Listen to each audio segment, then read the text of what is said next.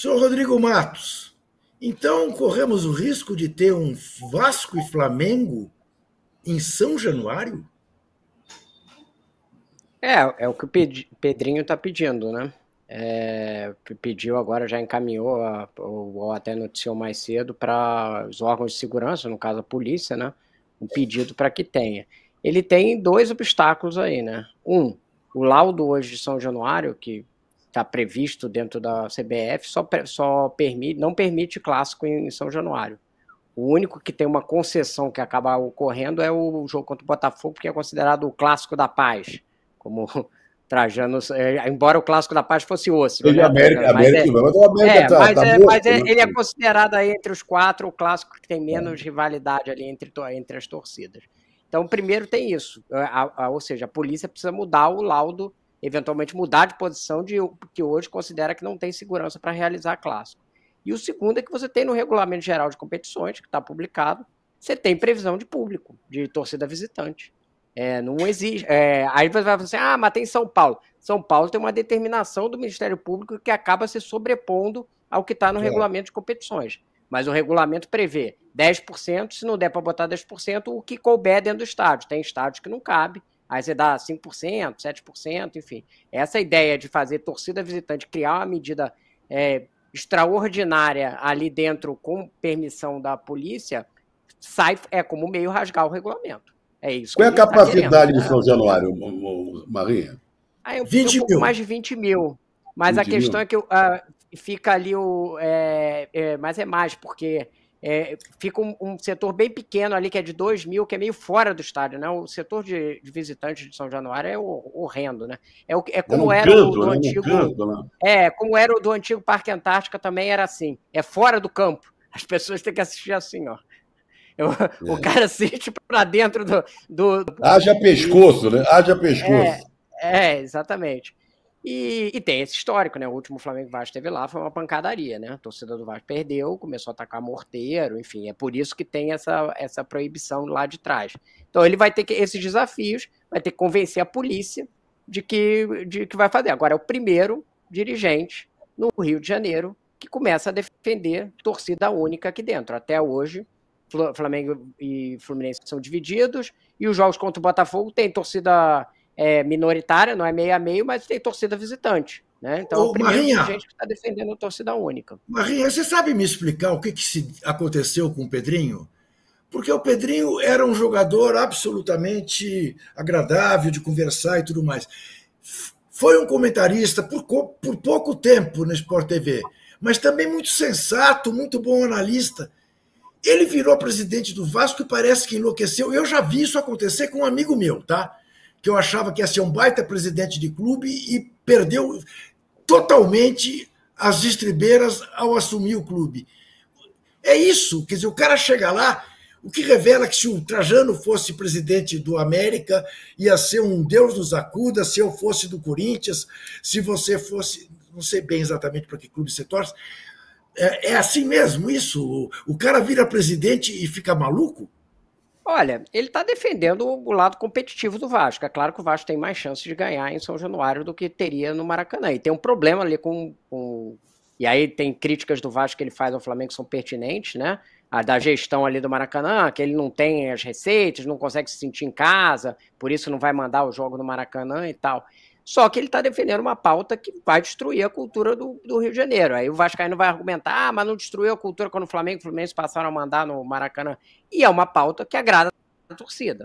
Ele estava no momento que ele era pressionado, você sabe como é que é dirigente, né? Ele era pressionado para vender, o Vasco não tem resultado, tem perdido o Flamengo quase sempre. Aí ele cria uma pauta que cria uma rivalidade contra o Flamengo, junta todos os torcedores atrás dele e cria ali uma chance, digamos, maior de ganhar do Flamengo dentro do estádio. Mas também tem um outro risco. Se perder, vai ser aquela confusão como teve da outra vez, né? Então é uma pauta popular na torcida do Vasco. Não tenho dúvida que deve ter apoio majoritário aí. Sabe como é que são dirigentes quando estão pressionados, né? Eles adotam a pauta para agradar a torcida, né? Então veja como são as coisas. Veja o que é a natureza, como diz Zé Trajano, parodiando um outro artista famoso. Zé Trindade. Zé Trindade. 5 clubes da Série A, 2 da Série B, se manifestaram contra o golpe de 64, hoje. Se manifestaram dizendo ditadura nunca mais. O primeiro deles, o Vasco, cujo vice-presidente é sócio de Eduardo Bolsonaro. O segundo, o Bahia, que há anos se manifesta nessas ocasiões e tem marcado suas posições a favor da democracia. Ao que se soube que ambos haviam se manifestado, começou uma pressão terrível sobre a direção do Corinthians, que um dia abrigou a democracia corintiana. E aí o Corinthians também se manifestou com uma frase daqueles tempos, né? Ganhar ou perder, mas sempre com democracia. O Botafogo também se manifestou, como você está vendo aí. Ditadura nunca mais. Olha, o nosso dono do Botafogo, que é um trumpista de carteirinha, dizendo ditadura nunca mais. Que bom, pelo menos isso. Quem sabe ele telefona lá para o presidente dele e diz, olha, senhor Trump, o senhor está muito autoritário. Mas então o Botafogo se manifestou e o Sport de Recife também se manifestou. Eu não sei por que o JP não está pondo a manifestação do Corinthians. Está de alguma maneira... agora ele pôs. Ganhar ou perder, mas sempre com democracia, que foi como o Corinthians entrou para jogar uma semifinal de campeonato paulista com uma faixa no Morumbi. E falta ainda a do Sport. Remo e Náutico, essa é a do Sport. Remo e Náutico também se manifestaram por ditadura nunca mais. É preciso lembrar para que não se repita. Ainda bem que pelo menos esses 7 se manifestaram. Que vergonha sinto de vocês, Flamengo, Palmeiras, São Paulo, Santos, Inter, Grêmio, Cruzeiro, Galo, que calaram. Realmente uma tristeza. Vocês talvez merecessem viver sob uma ditadura para ver quanto dói. Ou talvez vocês sejam a favor, por ignorância, má fé ou ganância. Não sei. Muito bem. Ô Zé Trajano. Fala. Temos este Fortaleza e Racing daqui a pouco no Castelão. Mas vamos comentar um jogo que antes de... Bom, vamos lá. Não, o jogo vai começar às 9h30. O nosso programa vai ao ar meia-noite. Mas na terça-feira passada nós fomos muito bem. Quem viu o programa depois do 4-1 da Argentina, notou que nenhum de nós tinha dito que o Brasil ia ganhar. Ao contrário. Não, mas aí era fácil, Juca. Era mamão com açúcar. Eu acertei as duas, hein? Que o Brasil ia ganhar a primeira e ia perder a segunda, e com confusão, que teve confusão lá que o Rafinha É verdade. A pergunta falava com confusão. Tinha o resultado e tinha com confusão. Isso. Acrescentava. Olha, o Fortaleza ganhou do Fluminense. E aí causou, inclusive, a demissão fazendo gols relâmpagos e tal, a demissão do Mano Menezes. Mas não, o time que está esse ano está meio estranho, não é?